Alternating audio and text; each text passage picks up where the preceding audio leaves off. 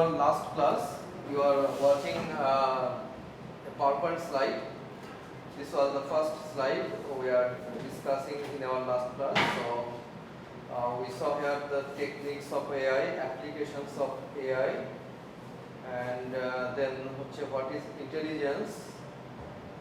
তারপরে what are the different types of intelligence এবং প্রত্যেকটারই একটু করে শর্ট ডিটেলস আছে, যেমনটা দেখতে পাচ্ছি এই স্লাইডটা অলরেডি ক্লাস এসে আমাদের গ্রুপে প্রোভাইডেড। তো প্রত্যেকটা যে সাইডে লিঙ্গুইস্টিক, মিউজিক্যাল, লজিক্যাল, ম্যাথমেটিক্যাল প্রত্যেকটা ক্ষেত্রে এটার ডেসক্রিপশন আকারে সংক্ষিপ্ত দেওয়া আছে।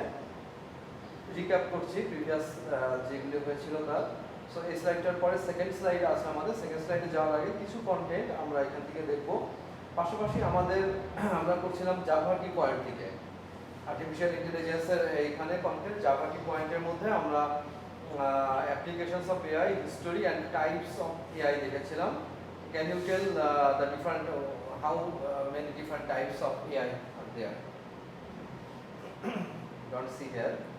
So you can watch type 1 and type 2, but tell me the details of type 1 and type 2.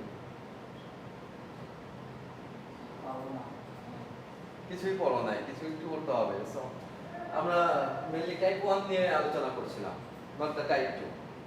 Type 1 এর মধ্যে 3 types: narrow AI, general AI এবং স্ট্রং এআই। এই তিনটা টাইপও আমাদের লাস্ট উইকের ক্লাসে আলোচনা করা হয়েছিল যে what are the narrow AI বা উইক এআই।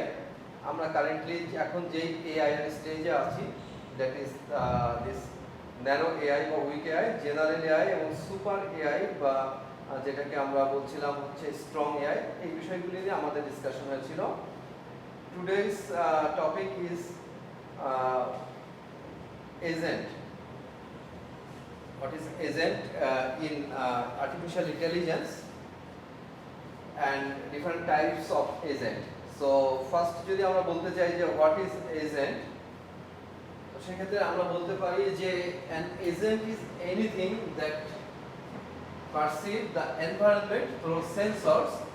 সেন্সরের সাহায্যে এনভায়রনমেন্ট থেকে পারসিভ করবে, then acts upon the environment through effort. তো এজেন্ট কি হতে পারে? এখন হিউম্যান এজেন্ট হতে পারে। হিউম্যান এজেন্ট কি? হিউম্যানটা এমনি সেন্স করতে পারে, কারণ আমাদের আছে পঞ্চ ইন্দ্রিয় যেটাকে বলে, চোখ কানের মাধ্যমে আমরা সেন্স করতে পারি। তো হিউম্যান এজেন্টস কি হচ্ছে? Human agent has sensory organs like eye, ear, nose, tongue and skin. পঞ্চ ইন্দ্রিয় যেটা বলছিলাম, 5 অর্গানস ইন 5 অর্গানস হচ্ছে যেগুলি আমাদের হিউম্যানের আছে। দ্যাট ইজ এই অর্গানসগুলির মাধ্যমে, 5টা অর্গানের মাধ্যমে উই ক্যান সেন্স। তো এজেন্ট জিনিসটা আমাদের বুঝতে হবে। Agent is anything that can perceive its environment through sensor. হিউম্যানের ক্ষেত্রে আমরা এটা করতে পারছি, and other organs such as hand, leg, mouth for efforts.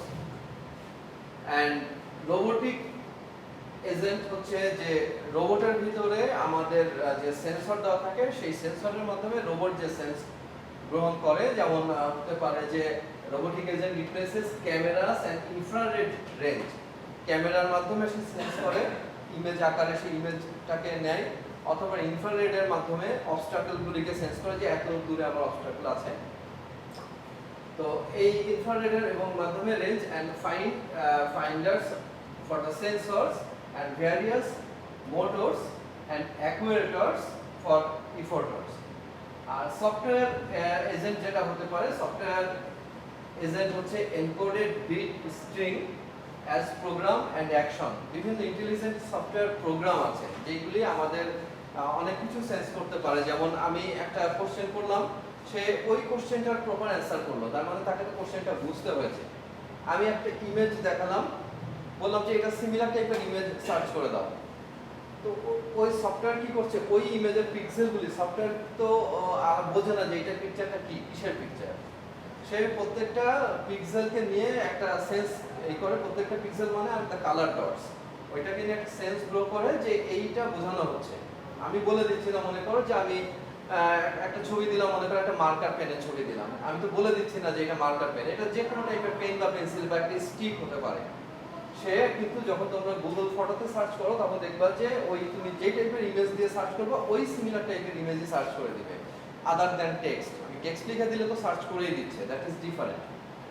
তো এইরকম ভাবে সেন্স করাটাকে আমাদের হচ্ছে এজেন্ট বলা হয়। তো এই এজেন্ট নিয়ে হচ্ছে আমাদের আজকে ক্লাস শুরু করব। এজেন্টের মধ্যে এজেন্টের টার্মিনোলজি আছে, তারপরে আমরা মেইনলি দেখাবো যে অর্থাৎ different types of agent, that is the main part. তো এখানে 5 টাইপস অফ এজেন্ট আর দেয়া, তার মধ্যে প্রথম 4টা হচ্ছে মেইন আর 5টা হচ্ছে একটু লেস ইম্পর্টেন্ট। তো এই 4টা টাইপের এজেন্ট নিয়ে আমরা simple reflex, model based reflex, goal based এবং ইউটিলিটি বেসড এজেন্ট এই বিষয়গুলি নিয়ে আলোচনা হবে। বিকজ তোমরা তো জানো যে আর্টিফিশিয়াল ইন্টেলিজেন্স হচ্ছে আমাদের কি intelligence that built in artificial. তার মানে ওই যে ইন্টেলিজেন্ট একটা মেশিন হতে পারে অথবা ইন্টেলিজেন্ট একটা সফটওয়্যার হতে পারে, সেইটাকে কিভাবে কাজ করে, সেইটা বোঝার জন্য আমাদেরকে ওয়েগুলি জানতে হবে। অ্যান্ড আমরা এরপরে নেক্সট ক্লাসগুলিতে আমরা দেখব আরো যে searching techniques, huge data set আছে, দেন প্রপার ডেটাটা আমাদের ফাইন্ড আউট করতে হবে, তার জন্য একটা সার্চিং টেকনিক দরকার। তো সেই সার্চিং টেকনিক্সগুলি হচ্ছে আমাদের মেইনলি এআই এর মধ্যে আসে। পাশাপাশি ল্যাব সেশনের জন্য আমরা কিছু সিম্পল ইন্টেলিজেন্ট প্রোগ্রামের কোডিং দেখব। এখন তোমরা যদি বলতে পারো স্যার কোডিং ক্লাসে করব, ক্লাসে যদি একটা কোডিং পুরো করা লাগে তাহলে ওই যে আমাদের শর্ট টাইম এটা একটা প্রোগ্রাম করতেই চলে যাবে। সো আমরা আলোচনা করব, কোডগুলি তোমাদের দিব, তোমরা ইন পাইথন প্রোগ্রামিংয়ে পাইচার্ন ইনস্টল করবে, বাসায় দেখবে, ক্লাসে এসে শুধুমাত্র প্রোগ্রামগুলি রান করে দেখাবে। ছোট ছোট প্রোগ্রাম, আমি সেগুলিকে একটু এক্সপ্লেন করে দিব বা একটু কোডটা আমি প্রোভাইড করে দিলাম। এরকম অনেক এক্সাম্পল ইউ ক্যান ফাইন্ড বা অনেক help resource you can find in internet. আমাদের তো টাইম শর্ট, এই শর্ট টাইমের মধ্যেও আবার হচ্ছে আমাদেরকে দুইটা পার্টকে ম্যানেজ করতে হবে, থিওরি পার্ট তো ম্যানেজ করতেই হবে, পাশাপাশি ল্যাব সেশনের জন্য we need to do some practical works. So এখানে আমি মেইনলি হচ্ছে এটা ছিল টিউটোরিয়ালস পয়েন্ট, যেখান থেকে আলোচনা করলেও হয়, বাট আমরা কিছু পয়েন্ট বাদ দিয়ে আমরা যে ফার্স্ট যে পয়েন্টটা ছিল আমাদের সিম্পল রিফ্লেক্স এজেন্ট, এইটাকে যদি আমরা একটু ডিসকাস করতে যাই, সংক্ষেপে ডিসকাস করছি এবং তারপরে আসছি হচ্ছে ডায়াগ্রামে। তো you can read from this Javatpoint website or you can read from the tutorials point, and for more reference, for more learning, বলে লাভ নাই, কারণ তোমরা তো যে বললাম বুঝেই গেছি, গত ক্লাসে কোনো তো যা হচ্ছে সেইটুকুই করা হয়নি।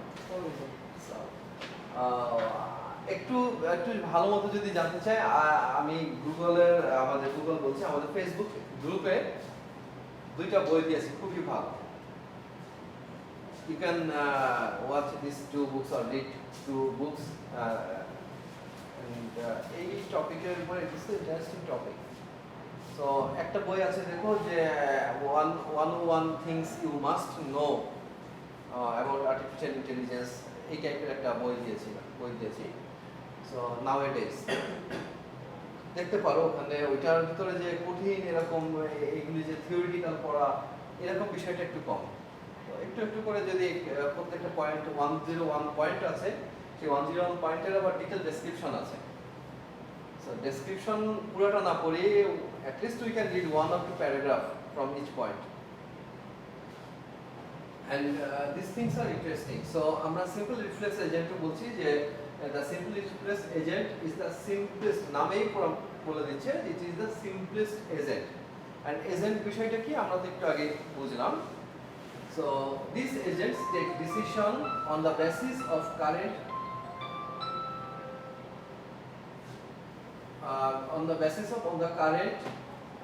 percepts and ignore the rest of the percept history, and these agents only succeed in the fully observable environment. তো এখানে এটার কিছু পয়েন্টের সাথে নিচে আছে যে প্রবলেমস ফর দ্য সিম্পল, মানে ওই যেমনটা সকালে ক্লাসে বলছিলাম প্রত্যেকটা পয়েন্টেরই আমরা যদি সংক্ষিপ্ত জানতে চাই তাহলে ওইটার ফিউ অ্যাডভান্টেজেস অ্যান্ড ডিসঅ্যাডভান্টেজেস সম্পর্কে যদি আমরা জানি তাহলে ওই পয়েন্টের উপরে বা ওই আইটেমটার উপরে আমরা মোটামুটি একটা নলেজ আমাদের চলে আসে যে এটা সুবিধা অসুবিধাগুলো যদি জানি, আর যদি সিম্পলি ওইটা সিমপ্লেক্স এজেন্টটা কি, তো এটা যদি একটা দুইটা লাইন জানি তাহলে আমাদের মোটামুটি কাজ চলার মতো হবে।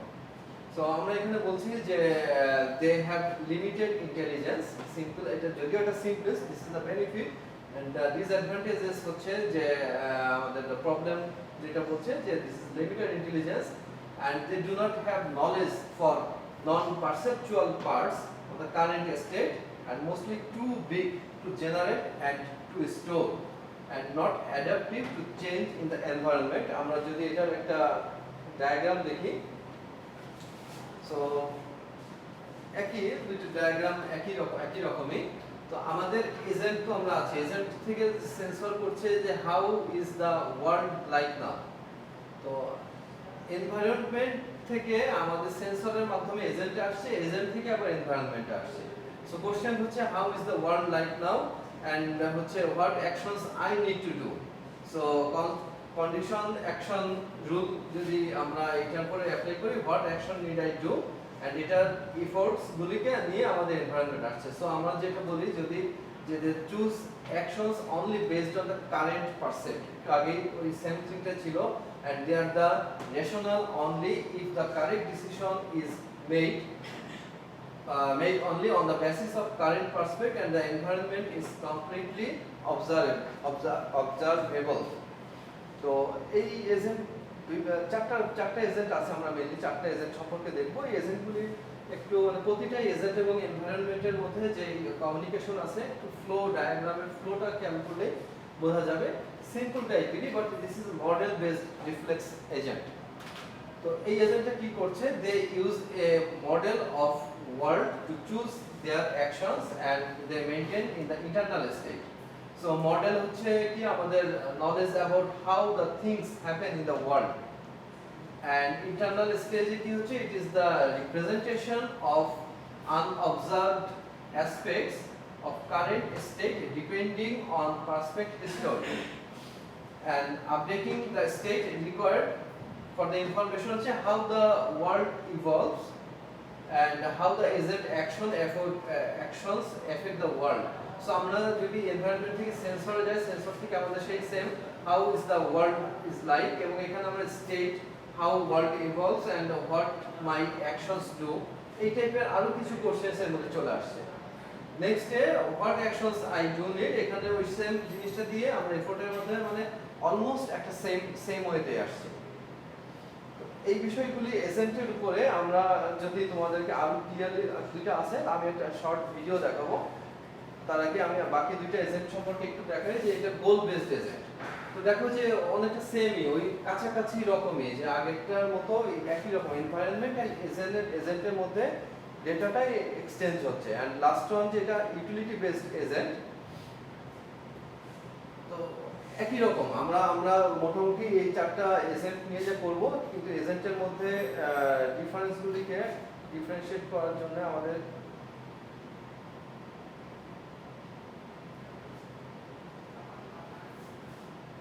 মডেল বেসড এজেন্টের থেকে এইখানে ডায়াগ্রামটার মধ্যে মনে হয় একটু ক্লিয়ারলি বোঝা যাচ্ছে যে আগেটা এনভায়রনমেন্ট এই পাশে ছিল, এটার এনভায়রনমেন্ট এই পাশে আছে, এটাই difference. This is the agent and this is the environment. Environment মানে হচ্ছে পারিপার্শ্বিকতা, পরিবেশ থেকে আমরা যে ইনফরমেশনটা সেন্স করছি নিচ্ছি আর কি, সেটার উপরে বেস করে অবজার্ভ করে আমরা হচ্ছে একটা আউটপুট দিচ্ছি। তো সেটাই আমাদের আসছে, এখান থেকে পারসেপ্ট আসছে, সেটা সেন্সরের মাধ্যমে what the world is like নাও, ওই একই এক্সাম্পল দেখাচ্ছে কিন্তু ডিফারেন্ট সাইটে, বাট একই টাইপেরই দেখাচ্ছে। এন্ড দেন এটা থেকে অ্যাকশনসটা আসছে আবার আমার এনভায়রনমেন্টে। সো ডেটাটা রিটার্ন করে আসছে। যেমন মনে করো যে একটা চ্যাটবট প্রোগ্রামটা কি করে, চ্যাটবট মানে হচ্ছে ইজ লাইক অ্যালেক্সা টাইপের। তো আমরা কি করছি, অ্যালেক্সাকে যে কোনো টাইপের কোশ্চেন করছি, আইদার ভয়েসের মাধ্যমে অথবা টাইপের মাধ্যমে। এন্ড আমরা যে টাইপের কোশ্চেন করছি ওই যদি মিনিংফুল কোনো কোশ্চেন হয় তাহলে ওই রিলেটেড কিছু একটা অ্যান্সার তার কাছে থাকে। হয়তো এরকম হতে পারে যে 1% অথবা লেস দ্যান 1% খেয়েছে, সে হয়তো এরকম বলে যে I don't have the answer, but most of the কেসে আমরা একটা প্রপার অ্যান্সার পাই। অ্যান্ড ওইটা চলার জন্য আমাদেরকে নেটের কানেকশন থাকতে হয়। ইন্টারনেট যদি কানেক্টেড না থাকে, কারণ সে ওই কোশ্চেনটাকে যে নিবে, নিয়ে সে সেন্স করে যে এটাকে কাজ করে আমাকে যে আবার রেজাল্টটাকে দিবে, তো সেটার জন্য তো তাকে সার্চ করতে হবে, আর সার্চ করতে হবে ইন হিউজ ডেটা। তো সেই হিউজ ডেটার মধ্যে এবার সার্চ করার বেশ কিছু টেস্টিং আছে। তো আমরা এই বিষয়গুলি নিয়ে দেখব। অ্যান্ড আমি একটা শর্ট করে একটা ভিডিও তোমাদেরকে দেখাই যে সার্চ কি তার মানে ওইটা পার্সোনাল ডেটা থেকে করবে নাকি গুগল? না না, অবশ্যই গুগল ডেটা থেকে করবে।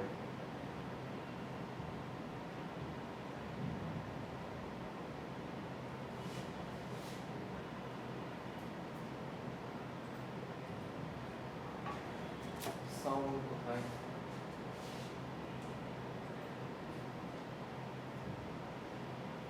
তো আমরা টিউরিং টেস্ট বলে একটা বিষয় জানবো। টিউরিং টেস্টটা আমাদের নেক্সটে আসবে। আগে একটা কনসেপ্ট নিয়ে রাখো, just a short video in 3 minutes video. Basically Turing টেস্টে বিভিন্ন ফিলোসফিক্যাল মতামতের কারণে এসেছিল। তো তার আগে আমরা আরো দুটো জিনিস জেনে নিই, যেগুলো হচ্ছে স্ট্রং এআই হাইপোথিসিস কি এবং উইক এআই হাইপোথিসিস জিনিসগুলো আসলে কি।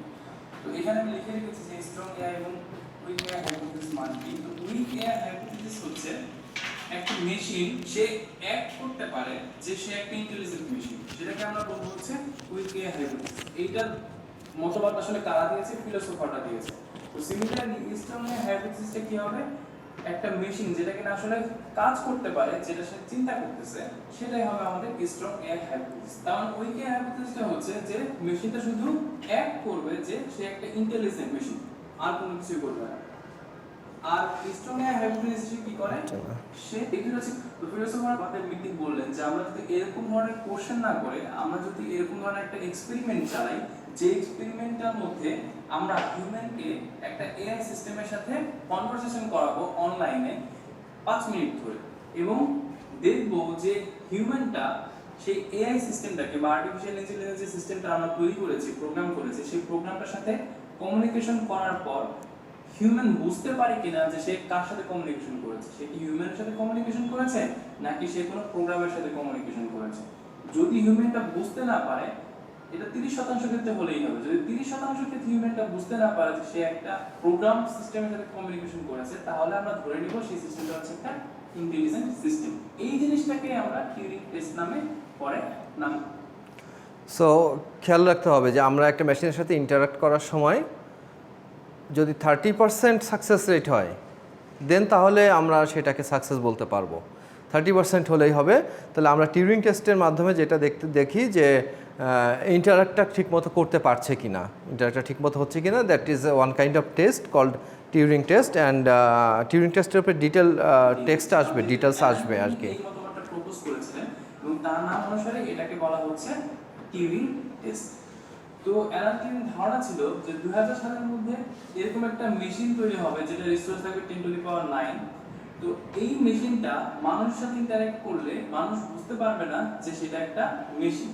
তো অ্যালান টিউরিং এর ধারণাটা ভুল ছিল, আসলে সেটা আজ পর্যন্ত তৈরি হয় না। তবে কিছু কিছু চ্যাটবট আছে যেগুলো দ্বারা আমরা মানুষের সাথে ইন্টারঅ্যাক্ট করলে মানুষ অনেক ক্ষেত্রে বুঝতে পারে না যে সে আসলে কোনো প্রোগ্রামের সাথে ইন্টারঅ্যাক্ট করছে নাকি হচ্ছে কোনো হিউম্যানের সাথে ইন্টারঅ্যাক্ট করছে। তো সেগুলোর মধ্যে কিছু কিছু এক্সাম্পল আছে, যেমন নাটাচাটা, আরো অনেক চ্যাটবট আছে। তো সেগুলোর এক্সাম্পল আপনারা দেখতে পারেন। তো এইটাই ছিল হচ্ছে আমাদের টিউরিং টেস্ট। তো টিউরিং টেস্টটা কি? এটা অ্যালান টিউরিং এর দেওয়া একটা ধারণা মাত্র, যেটার মাধ্যমে আমরা বুঝতে পারবো যে একটা সিস্টেম ইন্টেলিজেন্ট নাকি ইন্টেলিজেন্ট না।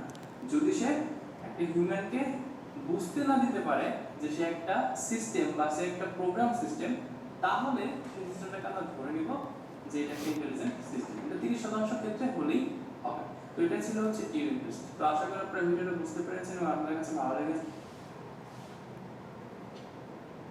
এইটা রিপ্রেজেন্টেশন সম্পর্কে জানবো। তো প্রথমে আমরা জানি এজেন্ট জিনিসটা। তো এজেন্ট হচ্ছে এমন একটা জিনিস যেটা সেন্সরের মাধ্যমে এনভায়রনমেন্ট বা তার আশেপাশের যে অবস্থানটা আছে সেটাকে সেন্স করে। কেবলই আমরা বলছিলাম যেটা এজেন্ট, হোয়াট ইজ এজেন্ট। সেগুলো দ্বারা সে একটা অ্যাকশন নেয়। তার মানে আমি যেটা বলতে যাচ্ছি সেটা একদম সিম্পল বাংলা ভাষায় বললে, ধরেন আপনি একজন এজেন্ট, তো আপনার সেন্সর কোনগুলো? আপনি চোখ দিয়ে দেখেন, আপনার চোখ একটা সেন্সর, আপনি কান দিয়ে শুনেন, আপনার কান একটা সেন্সর, আপনি নাক দিয়ে ঘ্রাণ নেন, তো আপনার নাক একটা সেন্সর হিসেবে কাজ করে। আপনি এই জিনিসগুলো দ্বারা আপনার আশেপাশে যে অবস্থানটা আছে, আশেপাশে সামনে কি জিনিস আছে বা আপনার কোনো সাউন্ড আসতেছে কিনা, তার উপর ভিত্তি করে সেন্সর থাকবে। সেই সেন্সরগুলোর মাধ্যমে সে হচ্ছে তার আশেপাশের পরিবেশটাকে বিবেচনা করবে এবং সেই বিবেচনা করে সে একটা অ্যাকশন নেবে। যেমন ধরেন আমরা যেটা ভ্যাকুয়াম ক্লিনারের কথা চিন্তা ভাবনা করি, তো ভ্যাকুয়াম ক্লিনার আসলে কি করে? ময়লাগুলোকে সে টেনে তার মধ্যে নিয়ে আসে। তার মানে কি, সে একটা সেন্সর সাহায্যে কি করে, কোথায় ময়লা আছে সেই জিনিসটাকে সে সেন্স করবে। তো আমরা যদি ভ্যাকুয়াম ক্লিনারের এক্সাম্পল দেই, তো ভ্যাকুয়াম ক্লিনারের মধ্যে একটা কি থাকবে, ডার্ট সেন্সর লাগানো থাকবে। যে ডার্ট সেন্সরের মাধ্যমে সে হচ্ছে কোথায় ময়লা আছে সেটাকে সেন্স করবে।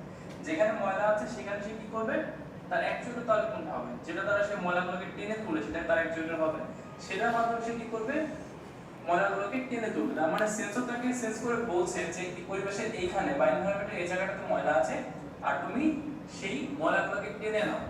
তার মানে সেটা সেন্সরটা তার অ্যাকচুয়ালিকে বলছে যে ময়লাগুলোকে তুমি টেনে নাও, তখন সে সেই ময়লাগুলোকে টেনে নেয়। তো এইটাই হচ্ছে আসলে এজেন্ট, একদম সিম্পল ভাষায় বলতে গেলে এজেন্ট হচ্ছে সেটা। তো এখন আমরা দেখব যে মানে দেখার আগে আমি একটু বলি যে মনে করে যে ভ্যাকুয়াম মেশিনটা ময়লাটা যখন ক্লিয়ার করবে, তো ওটা সেন্স করে যে কোন পাশে আছে। আবার আমার ওয়ালে যদি থাকে, যে এখন তো দেখছো যে টয় কার্সগুলিও দেখি আমরা, যে ওয়ালে বাড়ি লাগলে ওইটা আবার ব্যাক করে অপোজিট সাইডে আসে। তো এটা সেন্স করছে, সেন্স করার মাধ্যমে সে প্রপার ওয়েতে লেফটে যাবে না রাইটে যাবে নাকি ও রোটেট করবে, সেইভাবে সে ময়লাটাকে সার্চ করে নিয়ে ক্লিয়ার করে আর কি। তো ভ্যাকুয়াম ওয়ার্ড, তো state space of vacuum world এটা আসলে কিভাবে রিপ্রেজেন্ট করা হয় সেই জিনিসটা আমাদের একটু জানতে হবে। তো দেখেন এখানে আমাদের একটা ভ্যাকুয়াম আছে, এখানে আমাদের দুইটা রুম আছে, একটা হচ্ছে লেফটে আর একটা হচ্ছে রাইটে। তো এখানে আমাদের তিনটা সিচুয়েশন হতে পারে। কি কি সেই সিচুয়েশনগুলো? একটা হচ্ছে আমাদের দুইটা রুমের মধ্যে ময়লা থাকতে পারে, আরেকটা হচ্ছে আমাদের দুইটা রুমের মধ্যে পুরোপুরি ময়লা নেই, আরেকটা হচ্ছে এই যে আমাদের ভ্যাকুয়ামটা আছে সেটা হচ্ছে লেফট সাইডের রুমে আছে, অথবা ভ্যাকুয়ামটা আমাদের রাইট সাইডের রুমে থাকতে পারে। তাই না? তো আমরা তিনটা এখানে সিচুয়েশন হতে পারে। কি কি তাহলে? ভ্যাকুয়ামটা লেফটে থাকতে পারে অথবা রাইটে থাকতে পারে। তাহলে ভ্যাকুয়ামের জন্য আমরা দুইটা সিচুয়েশন পাচ্ছি। ময়লা আমাদের দুইটা ঘরে থাকতে পারে, তাহলে ময়লার জন্য আমরা দুইটা সিচুয়েশন পাচ্ছি। আর ময়লা আমাদের একটা ঘরে থাকতে পারে অথবা আরেকটা ঘরে থাকতে নাও পারে। তো সেই ক্ষেত্রে আমাদের কি হবে, আমরা আরো দুটো সিচুয়েশন পাচ্ছি। তো যেটা আমরা টোটাল কয়টা সিচুয়েশন পেলাম, তিনটা পেলাম। তো তিনটাকে আমরা গুণ করে দেব 2 * 2 * 2। তো টোটাল আমরা গুণ করে দেখব 2 × 4 4 × 8। তার মানে আমাদের এখানে 8টা ডায়াগ্রাম হবে বা 8টা ফিগার হবে। দেখেন আমাদের এখানে 8টা ফিগারই হয়েছে। প্রথম ফিগারের মধ্যে আমাদের লেফট সাইডে ভ্যাকুয়াম ক্লিনারটা আছে এবং দুইটার মধ্যে আমাদের ময়লা আছে। এই ফিগারের মধ্যে কি হয়েছে, আমাদের লেফট সাইডে কোনো ময়লা নেই, রাইট সাইডে ময়লা আছে। আর এটার মধ্যে আমাদের কোনোটাই ময়লা নেই, শুধু ভ্যাকুয়াম ক্লিনারটা আছে। তো এইভাবে আমাদের 8টা সিচুয়েশনের মাধ্যমে এটাকে রিপ্রেজেন্ট করতে হবে। আমরা কিভাবে রিপ্রেজেন্ট করেছি দেখেন। লেফটে ফার্স্টে আমরা চিন্তা ভাবনা করেছি যে আমাদের ভ্যাকুয়াম ক্লিনারটা আছে এবং প্রত্যেকটা ঘরের মধ্যে আমাদের ময়লা আছে। যেহেতু প্রত্যেকটা ঘরের মধ্যে ময়লা আছে, ভ্যাকুয়াম ক্লিনারটা কি করবে, এখান থেকে সেন্স করার জন্য যদি দেখলো সেখানে সে প্রথম স্টেপের মধ্যে আমরা যেটা করেছি, প্রথম সেখানে সেন্স করলো যে এখানে ময়লা আছে, তারপর সে কোথায় চলে যাবে, রাইটে চলে যাবে। রাইটে চলে যাওয়ার পর এখানে দেখলো যে এই ঘরের মধ্যে ময়লা আছে। তো লেফটে যে ময়লা পেয়েছে সে কি করবে, এখানে চলে আসবে। এখানে চলে আসার পর লেফটের যে ময়লাগুলোকে ছিল সেই ময়লাগুলোকে সে টেনে নিয়েছে, বা এস মানে হচ্ছে সাক করে নিয়েছে আর কি। তো এই ময়লাগুলোকে সে টেনে তার মধ্যে নিয়ে নিয়েছে। তার মানে এই ঘরটা এখন ফাঁকা হয়ে গেছে, মানে ময়লা ফ্রি হয়ে গেছে। তারপর সে কোথায় যাবে, এখান থেকে আবার রাইটে যাবে। রাইটে গিয়ে আবার কি করবে, এই ময়লাগুলোকে সে আবার টেনে নেবে। এই ময়লাগুলোকে টেনে নেওয়ার পর সে কি করবে, এখান থেকে সে এই ঘরটা পেয়ে যাবে, মানে এই ঘরটা ফাঁকা হয়ে গেছে। তার মানে ফার্স্ট এখান থেকে এখানে আসলো, লেফটের ঘরের যে ময়লাগুলো আছে সেই ময়লাগুলোকে টেনে নিল। তারপর সে রাইটে আসলো, রাইটের ময়লাগুলোকে সে সেন্স করলো, সেন্স করার পর সে ওই ময়লাগুলোকে টেনে নিয়ে ফাইনাল স্টেজে চলে আসলো। অনুরূপভাবে এখানে দেখেন, যদি আমাদের লেফটে ময়লা না থাকতো তো সে রাইটে চলে যেত। রাইটে চলে যাওয়ার পর কি করতো, রাইটে যে ময়লাগুলো আছে ময়লাগুলোকে সে টেনে নিত। টেনে নেওয়ার পর সে কোথায় যেত, লেফটে যেত। লেফটে যাওয়ার পর লেফটের ময়লাগুলোকে সে সেন্স করেছে, ময়লা পেয়েছে। তো সে কি করতো, লেফটের ময়লাগুলোকে সে টেনে ফাইনাল স্টেজে চলে আসছে। তার মানে আমাদের স্টেপগুলো কিভাবে আসছে, এটা থেকে এইটা, এটা থেকে এইটা, এটা থেকে এইটা, আবার এটা থেকে এইটা, এটা থেকে এইটা, এটা থেকে এইটা। তো এটা ছিল হচ্ছে আমাদের state space of vacuum world এর রিপ্রেজেন্টেশন। আশা করি এই ফিগারটা আপনারা বুঝতে পেরেছেন এবং ভ্যাকুয়াম ওয়ার্ল্ড কিভাবে কাজ করছে এই দুইটা ডোমেনের জন্য, এটা আশা করি আপনাদের কাছে এখন ক্লিয়ার। তো যদি আমি সো এজেন্টের বিষয়গুলি হচ্ছে আমরা মোটামুটি দেখছি। এরপরে আসছে হচ্ছে সার্চিং টেকনিক্স, যেটা এখন করছিল যে সার্চ করব আমার দুইটা পজিশনের মধ্যে। এই এক্সাম্পলটা তো বোঝা গেছে আশা করি। তো এই টাইপের আমাদের সামনে আসবে যে নেক্সট হচ্ছে ইন্টেলিজেন্ট এজেন্ট। ইন্টেলিজেন্ট এজেন্ট মধ্যে আমরা আসছি যে an AI system can be defined as the study of the rational agent and its environment. The agent sense the environment through sensors and act on the environment through actuators. An AI agent can have mental properties such as knowledge, belief and intention etc. তো agent কি আমরা তো একটু আগে দেখেছি। So আমরা এই যে 3 ধরনের এজেন্ট নিয়ে আমরা ফার্স্টেই বলেছিলাম, এক হচ্ছে হিউম্যান এজেন্ট, রোবোটিক এজেন্ট এবং সফটওয়্যার এজেন্ট। এবং এজেন্ট যে আমাদের এই যে সেন্সরের মাধ্যমে, এনভায়রনমেন্টের মাধ্যমে এইটা আমরা আসছিলাম। And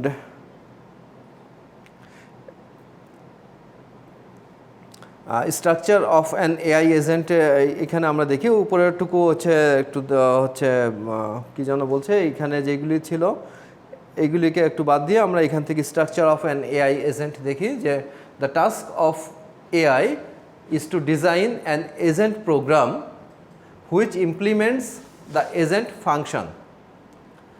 the structure of an intelligent agent is a combination of architecture and agent program. সেন্সরটা কিন্তু এমনি একটা সেন্স করে, কিন্তু ওইটাকে প্রপার ফাংশনালিটি দেওয়ার জন্য আমাকে কিন্তু ওইটার ব্যাকগ্রাউন্ডে একটা প্রোগ্রাম রান করাতে হয়। তো সেন্সর তখনই ইন্টেলিজেন্ট সেন্সর হয় যখন ওটার ব্যাকগ্রাউন্ডে একটা ইন্টেলিজেন্ট প্রোগ্রাম দেওয়া হয়। তো আমরা যেটা করছি যে মনে করো যে রোবট তো শুধু চললেই হবে না, রোবটের তো কাজ হচ্ছে যে সে ইন্টারাক্ট করতে হবে। মানে একটু আগে বলছিলাম যে আমরা টিউরিং টেস্টের কথা, টিউরিং টেস্টে ছিল যে হিউম্যান যখন কোনো মেশিনের সাথে ইন্টারাক্ট করবে তখন ওই হিউম্যান যেন বুঝতে না পারে যে সে কার সাথে ইন্টারাক্ট করছে, আইদার সেটা মেশিন অর হিউম্যান। মানে আমি তোমার সাথে কথা বলছি, অন দ্য আদার সাইডে ক্লাস তো কতক্ষণ হয়ে গেছে, তোমার কই ছিল? ক্লাস টাইমটা মেনটেন করা দরকার ছিল। সো আমি যদি 30% ক্ষেত্রে আমি বুঝতে পারি যে বুঝতে না পারি, তাহলেই এটাকে সাকসেস বলা হয়। যে আমি আসলেই মানুষের সাথে কথা বললাম না মেশিনের সাথে কথা বললাম, তাই না? আমরা প্রথম দিকে যখন আমরা এই যে স্মার্ট চ্যাটবট প্রোগ্রামগুলি এর সাথে ইন্টারাক্ট করতাম তখন আমরা ফার্স্টে বুঝতেই পারতাম না, আমরা মনে করতাম না হিউম্যান ভয়েসে আমাদের কোশ্চেনের অ্যান্সার করছে। কিন্তু পরবর্তীতে আমরা জানলাম যে না, ওইটা আসলে একটা মেশিন রিপ্লাই করতেছে। বাট মেশিনটা কী করছে, ইন্টেলিজেন্টলি আমার ভয়েসটাকে রিকগনাইজ করছে অ্যান্ড ওইটা ফাইন্ড আউট করছে আমি কি বলছি, অ্যান্ড দেন সে ওইটার একটা লার্জ ডেটা সেট থেকে একটা সুইটেবল অ্যান্সার আমার জন্য ফাইন্ড আউট করে সেই অ্যান্সারটাকেও আবার সে একটা হিউম্যান ভয়েসে বলছে। আইদার হতে পারে মেল অর ফিমেল, যে কোনো ভয়েসে বলে, তো সেরকম বলতে পারে। And the structure of an intelligent agent is a combination of architecture and agent program.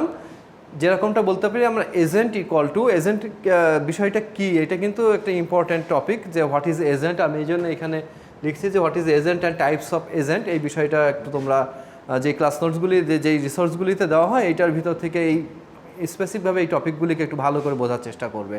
So agent equal to architecture plus agent program, and following are the main 3 terms involved in the structure of an AI agent. তো 3 টার্মসের মধ্যে আমরা বলছি যে এক হচ্ছে architecture. Architecture হচ্ছে is the machinery that an AI agent executes on, ওই যে মেশিনটা যেটার ভিতরে কোনো মানে হার্ডওয়্যার, সিম্পল কথায়। And the agent function is use to map the percept to an action. যেমনটা হচ্ছে যে আমরা থেকে পারসেপ্ট থেকে পি থেকে এতে আসছি, যে আমরা একটু আগে দেখছিলাম এনভায়রনমেন্ট অ্যান্ড এজেন্টের মধ্যে যেই হচ্ছে আদান প্রদান হচ্ছে, ইনফরমেশনের আদান প্রদান হচ্ছে সেই বিষয়টা। অ্যান্ড এজেন্ট প্রোগ্রাম হচ্ছে একটা ইন্টেলিজেন্ট প্রোগ্রাম, সেটা বলছি আমরা an agent program is an implementation of agent function and agent program executes on the physically architecture to produce the function F. তো ওই ফাংশনটাকে এই যে আমাদের আর্কিটেকচার যেটা ছিল মেশিনটা, ওইটার মধ্যে আমাদের প্রোগ্রামটাকে নিয়ে কাজ করার জন্যে। অ্যান্ড তারপর হচ্ছে পিএস রিপ্রেজেন্টেশন, এটা লাগছে না। আমরা এখানে লেটস সাপোজ সেলফ ড্রাইভিং কার্সে যেটা পিএস রিপ্রেজেন্টেশন কথা বলছি আমরা, পিএস হচ্ছে পিইএস, পারফরমেন্স, এনভায়রনমেন্ট, অ্যাকুয়েটর অ্যান্ড সেন্সর। তো এইটা কি করছে, আমাদের সেন্স যে করে এইটার, এখন একটা সেলফ ড্রাইভিং কার যখন হয় তখন এইটার সেন্সর কিন্তু চারিপাশ থেকে থাকে, মানে আমাদের ইনফ্রারে সিগন্যাল বা ক্যামেরার মাধ্যমে চারিপাশ থেকেই থাকে এবং চারিপাশ থেকেই সে ডেটাকে গ্যাদার করতে থাকে কন্টিনিউয়াস, এবং ওইটাকে প্রসেস করে সে ফাইন্ড করে যে কোনো অবস্ট্রাকল আছে কি না, অথবা যদি কোনো রোড মার্কিং থাকে, যে যদি স্পিড লিমিট দেওয়া আছে রোডে, সেইটাকে সে ফলো করে, যে আমরা যদি এই রোডে যাওয়ার কথা 60 km/h, সো সেইটাকে সেন্স করে সে কিন্তু অটো যাবে, স্পিডটা লিমিট করবে। আবার যদি কোনো অবস্ট্রাকল পড়ে, এখন রাস্তা আমি দেখছি খালি, হঠাৎ করেই মনে করো যে একটা অ্যানিমেল চলে আসছে রাস্তার মধ্যে, একটা বিড়াল, কুকুর কি সামথিং কিছু একটা চলে আসছে, সো ওইটা কিন্তু ওই যে ক্যামেরার ফোকাসের মধ্যে আসার পরেই সে ইমিডিয়েট ডিসিশন নেয় এবং ব্রেক করে। তো অন্য কেউ যদি এসে এটাকে মেরে না দেয়, এ কিন্তু কাউকে মারবে না। তো আমরা সেটাই বলছি যে পারফরমেন্সের ক্ষেত্রে safety, time and legal drive and comfort আসছে। এনভায়রনমেন্টের মধ্যে এনভায়রনমেন্ট কী কী, দ্যাট ইজ রোড বা আদার ভেহিকেল, অথবা রোড সাইন, অথবা হচ্ছে পেডেস্ট্রেন। অ্যান্ড অ্যাকুরেটের মধ্যে হচ্ছে গাড়ির যেটা স্ট্রিং আছে, অ্যাকুরেটার আছে, ব্রেক, সিগন্যাল, হর্ন অ্যাটসেট্রা। আর সেন্সর হচ্ছে ক্যামেরা সেন্সর থাকে, অ্যান্ড আমি কোন দিক থেকে কোন দিকে যাব সেটা বোঝার জন্য অ্যাটলিস্ট জিপিএস সেন্সরটা লাগবে, স্পিডোমিটার যেটার গাড়ির মধ্যে থাকে, ওডোমিটার অ্যান্ড অ্যাক্সিলারোমিটার অ্যাটসেট্রা। কোনটা? অ্যাক্সিলারোমিটার, ওডোমিটার। ওডোমিটারটা হচ্ছে ওই যে করে কি জানো বলে তোমার,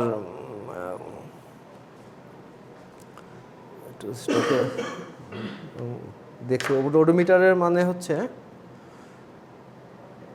দেখাচ্ছি দাঁড়াও,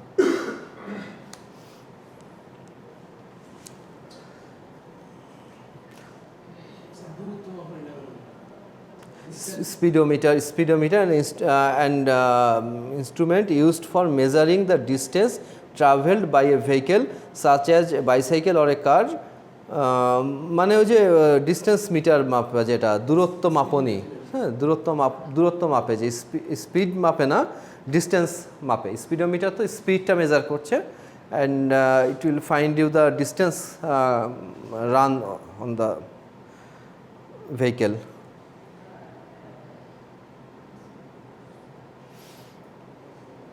সো এখানে কিছু example of agents with PS representation.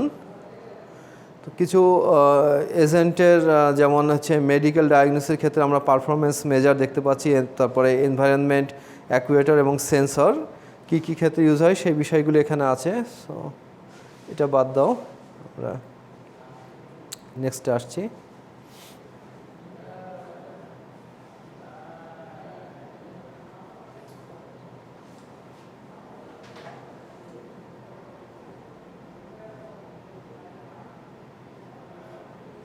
আচ্ছা শর্ট করি, এগুলিও বাদ দাও, আমরা টিউরিং টেস্ট আসি। টিউরিং টেস্ট একটু আগে যেটা বলা হচ্ছিল যে অ্যালান টিউরিং এর নামে এই টিউরিং টেস্টটা আসছে, একজন সায়েন্টিস্ট ইন 1950। সে মনে করছিল যে এই পরিমাণ এইভাবে করা যাবে, এবং সে যেটা চিন্তা করছিল সেই অনুযায়ী আমরা আসলে এখনও সাকসেস হতে পারিনি। তো এই টিউরিং টেস্টের যে ইমেজটা বলছে এখানে আমরা যে introduce a test to check whether a machine can think like a human or not, and this test is known as Turing test. In this test, Turing proposed that a computer can be said to be an intelligent if it can be mimic human response under specific condition. So আমরা যে computer থেকে আমরা কি হচ্ছে, computer থেকে এই যে মাঝে ইসে আসছে, একজন হচ্ছে ইন্টারোগেটরের কাছে আসছে, সে এটা অ্যান্সার করছে এবং তারপরে আবার সেই রেসপন্সটা হচ্ছে আমাদের ইসের কাছে আসতেছে। এই টেস্টটাকেই করা মেনলি। তো টিউরিং টেস্টের উপর একটু ডিটেলস আছে, এই জাস্ট টিউরিং টেস্ট বিষয়টা কি এটা জানলেই হবে।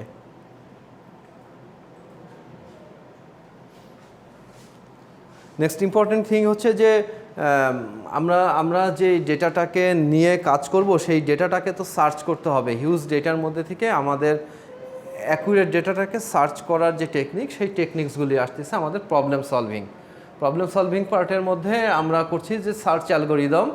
তো search algorithm are one of the most important area in artificial intelligence, ঠিক আছে। And this topic will explain you about the different search techniques. তো প্রবলেম সলভিং এজেন্টের মধ্যে আমরা বলছি যে artificial intelligence search techniques are universe problem solving method. Rational agent or problem-solving agent in AI mostly used this agent strategies or algorithms to solve a specific problem and provide the best result. Problem-solving agent are the goal-based agent and use automatic representation. In this topic, we will learn various problem-solving search algorithms. তো কিছু কয়েক রকম search অ্যালগোরিদমসগুলি আছে, আমরা one by one এগুলিকে একটু দেখব এবং এই সার্চ অ্যালগোরিদমগুলিকে ম্যাথমেটিক্যালি কীভাবে করে সেইগুলিরও কিছু প্র্যাকটিস আছে। অ্যান্ড আমি একটা ভিডিও সিরিজ আছে যেটা এখান থেকে আমরা এই সার্চ অ্যালগোরিদমের ওয়ান বাই ওয়ান একটু দেখার চেষ্টা করব আর কি।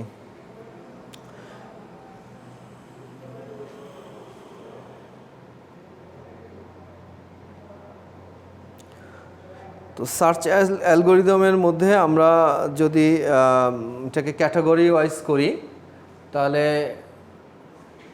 সার্চ অ্যালগোরিদমকে আমরা দুই ভাগে ভাগ করতে পারি। এক হচ্ছে আনইনফর্মড বা ব্লাইন্ড টাইপের সার্চিংস, অ্যান্ড সেকেন্ড হচ্ছে আমাদের ইনফর্মড সার্চ। আনইনফর্মড সার্চের মধ্যে আমরা এইগুলিকেই আমরা ভালো করে দেখতে হবে মেনলি। তো এগুলিও পরে আসবে, ফার্স্টে এখান থেকে শুরু হবে, পরে এটাই আসছে।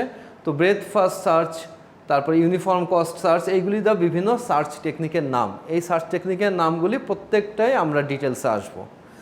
এবং টেকনিক্স বলতে আমরা ধরো ফার্স্টে এই যে টেকনিক্সগুলি দেখছি, লাস্টে আসে আমাদের এ স্টার সার্চ আছে। স্টার সার্চের আগে এখান থেকে শুরু করে সবগুলিতেই আমরা ওয়ান বাই ওয়ান আসবে। এখানে থিওরিটিক্যালভাবে দেখা আছে। তো আমাদের হচ্ছে আনইনফর্ম বা ব্লাইন্ড সার্চের মধ্যে it can be divide into five main types. Breadth first search, uniform উপরে যেটা দেখলা সেই পাঁচটাই, এই যে এখানে যেটা আছে।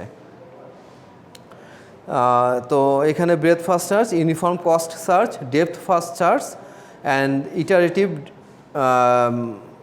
Iterative deepening depth first search and bidirectional search. তো প্রত্যেকটা সার্চ টপিকের উপরে ডিটেলস আছে এবং ইনফর্ম সার্চের হচ্ছে দুইটা, এক হচ্ছে গ্রিডি সার্চ আর একটা হচ্ছে এ স্টার সার্চ। তো প্রত্যেকটা সার্চেরই ডিটেলস আসবে। আমরা হচ্ছে ফার্স্টে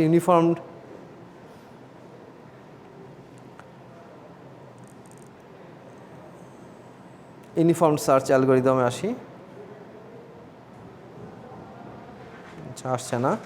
সো আমরা ফার্স্ট ওয়ান ছিল কিন্তু ব্রেথ ফার্স্ট সার্চ ছিল আমাদের। ফার্স্ট ওয়ান কিন্তু ইউনিফর্ম ছিল না। আমরা একটু উপরে যদি আসি, ব্রেথ ফার্স্ট সার্চ দিয়ে তো শুরু। হ্যাঁ, তো first one was breadth first search. এই সার্চ টেকনিকটার উপরে আমরা একটু দেখি আর কি।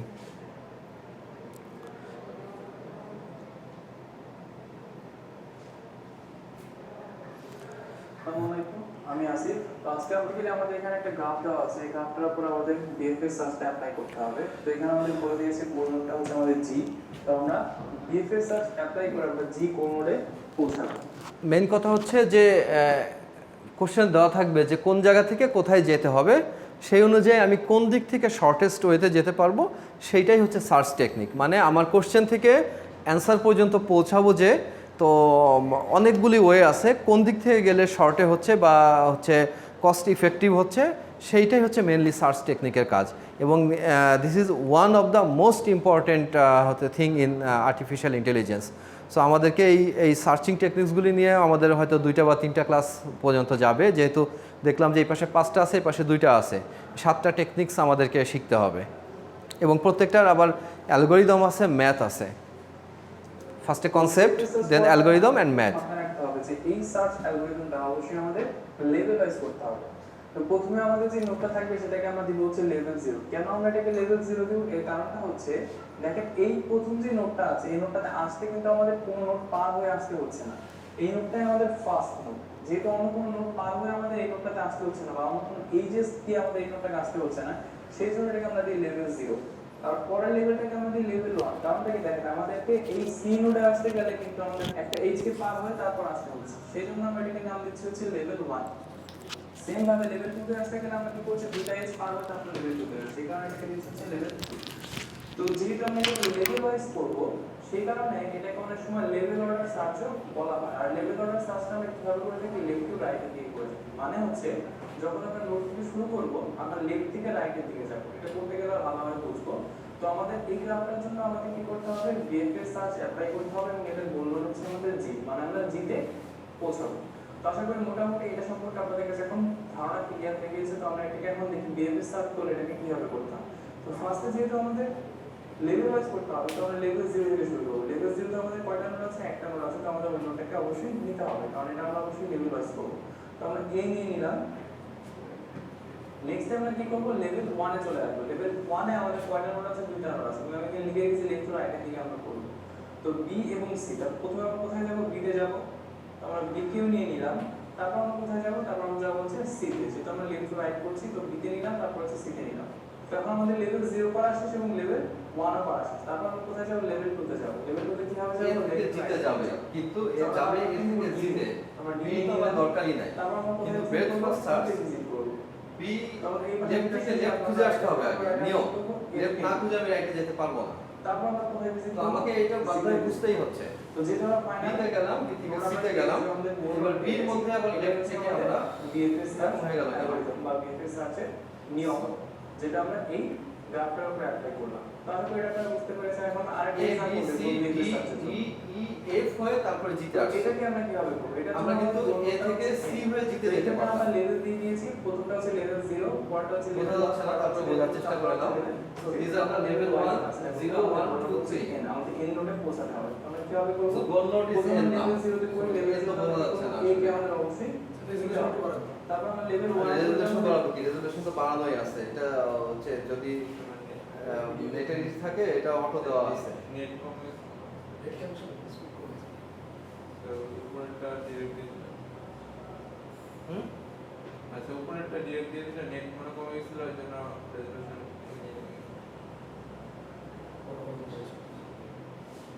240 আসছে। লোড 480 তে 480 তে লোড করে দিই।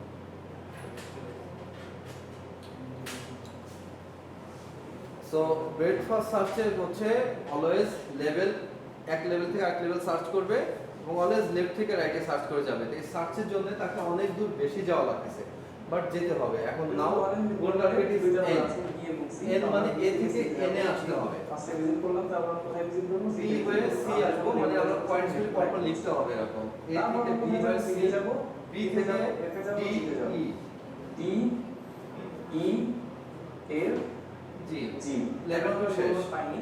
তারপর আমরা কোথায় যাব, এইচ আই জে এ কিন্তু পাইনি এখন। ডি এর আন্ডারে এবার লেফট থেকে সব খুঁজতে লাস্টে যে এন পাচ্ছি।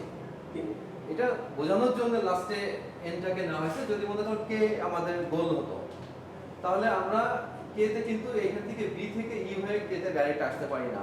পরে অন্য সার্চ টেকনিক আমরা দেখব, যেখান থেকে আমরা স্কিপ করে আসারও ইয়ে আছে। বাট সিরিয়ালি একে একে মানে প্রত্যেকটাই শিখতে হবে। তো এটা কি তাহলে টাইম বেশি লাগবে? অবশ্যই টাইম বেশি লাগবে, কারণ সে প্রত্যেকটা নোডে হিট করে করে আসছে।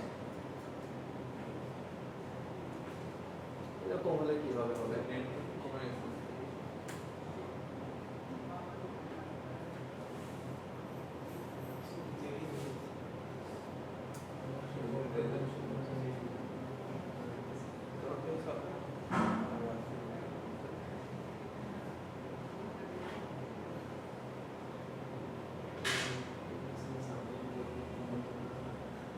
ব্যাপার হবে এখানে সম্পূর্ণটা করে একটা মার্ক করে দিতে হবে। টেনে দিয়েছি আর কি।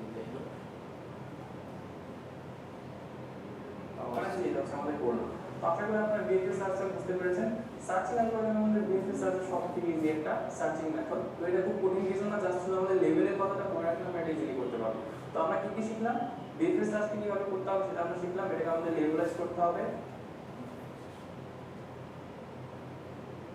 এবং এটাকে আমরা লেফট টু রাইটের দিকে করব এবং এটা করার সময় কি বলা হয় লেভেল অর্ডার সার্চও বলা হয়, যেহেতু আমরা লেভেলের অর্ডার অনুযায়ী সার্চগুলোকে করছি সেই কারণে এটাকে লেভেল অর্ডার সার্চ। আচ্ছা, এইটা ভিডিওতে দেখে বুঝলাম, বাট এইটার যে ডিটেল আছে যে ব্রেথ ফার্স্ট সার্চ, এখানে ডিটেল ডেসক্রিপশন আছে। ব্রেথ ফার্স্ট সার্চ যেরকমটা প্রত্যেকটা পয়েন্টের ক্ষেত্রে বলছিলাম যে ওই পয়েন্টটা সম্পর্কে একটু জানতে হবে, অ্যান্ড ওটার অ্যাডভান্টেজ এবং disadvantage, few advantage and disadvantage. So এই যে ব্রেথ ফার্স্ট সার্চ, এটার অ্যাডভান্টেজ কী কী আমরা, ডিসঅ্যাডভান্টেজ কী কী, এটা যদি একটু দেখি তাহলে এখন বলতে পারো যে এই সার্চ কেন করবো আমরা, তো এইটাতে এত দূর ঘুরে আমার আশা লাগছে, তাহলে আমি এটা কেন করব? আচ্ছা, এটা অ্যাডভান্টেজ দেখি। BFS search will provide a solution if any solution exists, and if there are more than one solution for a given problem, the BFS will provide a minimal solution which requires the least number of steps. Disadvantage কি? Disadvantage তো আমরা বুঝতে পারছি যে এটা, হ্যাঁ, আগের লাইনের নাম কি? আগের একটা মানে তুমি বাংলায় আমাকে বলো, তারপর আমি তোমাকে এক্সপ্লেন করব। তুমি এই ওয়ার্ডগুলির মানে বাংলায় আগে নিজে বোঝার চেষ্টা করো। If there are more than one solution, এটা যদি একাধিক সলিউশন থাকে তাহলে কি ওটা বুঝে পড়বে? বোঝার চেষ্টা করে, মানে বাংলাটা করলেই তুমি বুঝতে পারবা। যদি থাকে for a given problem, the BFS will provide a minimal solution which requires the least number of steps. মানে সবচেয়ে, যদি আমাদের একটা সলিউশন থাকে, সবচেয়ে কম সংখ্যক স্টেপের মাধ্যমে এটাকে করে দেওয়ার চেষ্টা করব। মানে যেটা কি হচ্ছে যে আমাদের এটা তো দেখতে পাচ্ছ যে আমাদের লেভেল ওয়াইজ করে আসতেছে। লেভেলের ভেতরে প্রত্যেকটা লেভেল 1 বাই 1 পার করেই তো আসবে আমাদের, একটা লেভেল কিন্তু স্কিপ করার সুযোগ নেই। আমি একবারে লেভেল 1 থেকে লেভেল 3 তে আসতে পারবো, প্রত্যেকটা লেভেল আমাকে পার করেই আসতে হবে। তো BFS যদি এরকম মানে একাধিক সলিউশন থাকে, একটা বেশি সলিউশন থাকে, আমরা তো এখন গোল নোড একটা থেকে একটাই দেখলাম। যদি একাধিক সলিউশন থাকে, যে বলা হলো এ থেকে তুমি কে তে যাও আর এম তে যাও, এম এ যাও, একাধিক সলিউশন থাকে, দেন এটা হেল্প করবে আমাদের।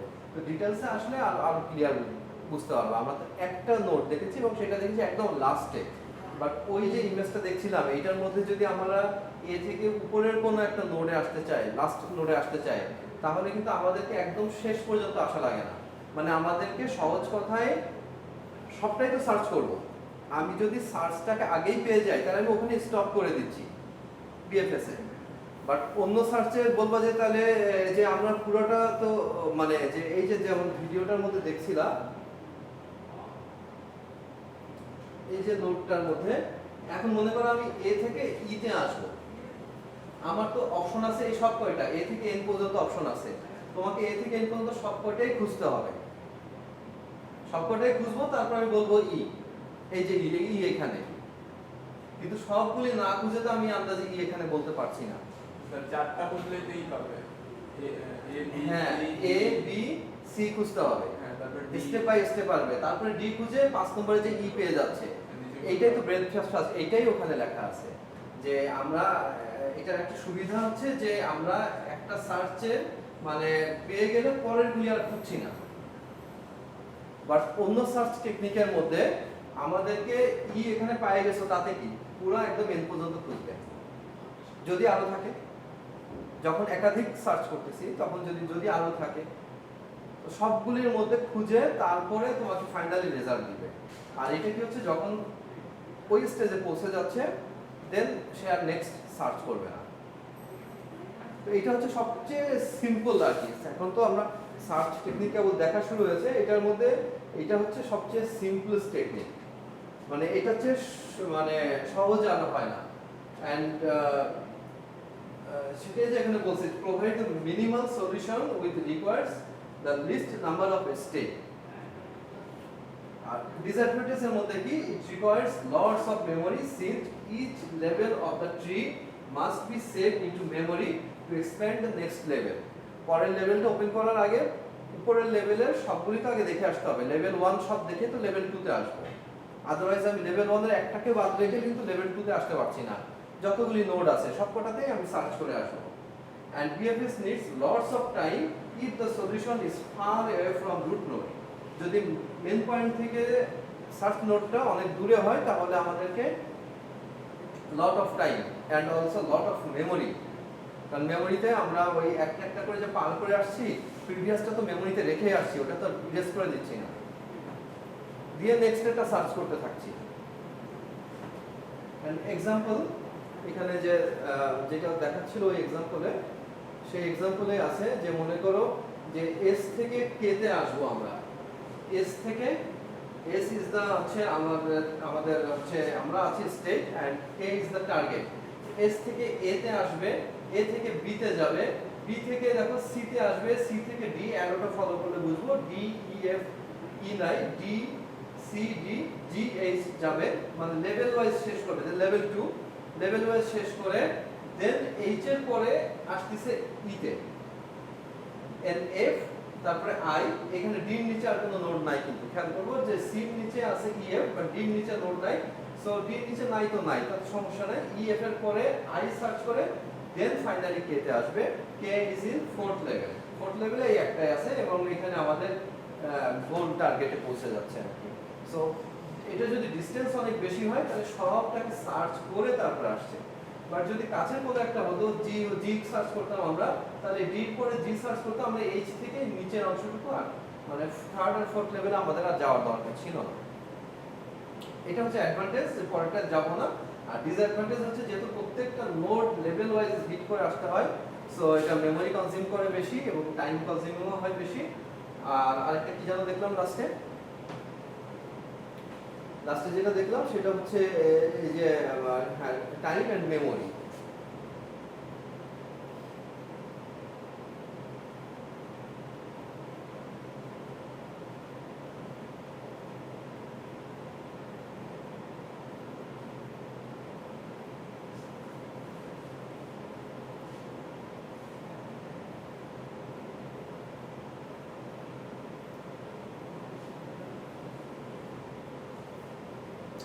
আচ্ছা, একটা সার্চ টেকনিকে থাকে এই পর্যন্ত খেয়াল রাখো, পরের দিন যে ফার্স্ট সার্চ থেকে দেখবো টাইম শর্ট। আর আমাদের এবার ল্যাব সেশন নিয়ে একটু কথা বলি, বলে শেষ করতে হবে, বিকজ আসলে নামাজ পড়তে হবে, সময় নাই মাঝে। গতদিন বলছিলাম যে আমাকে 4টার সময় একটু মনে করে দিও।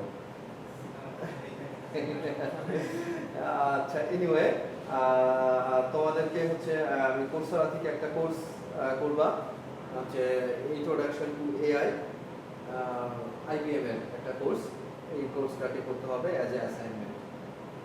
তো কোর্স করা এবং এটা তোমাদের কিন্তু যে কোর্স করার জন্য না, এটা তোমাদের সিভিতে লিখলে এটা অনেক কাজে দিবে, কারণ কোর্সেরার এই কোর্সগুলির বেশ ভ্যালু রাখে।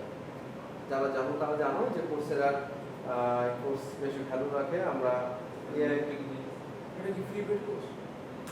ফ্রি কোর্স না, বাট আমি তোমাদেরকে ফ্রি করার ব্যবস্থা করে দিব। এআই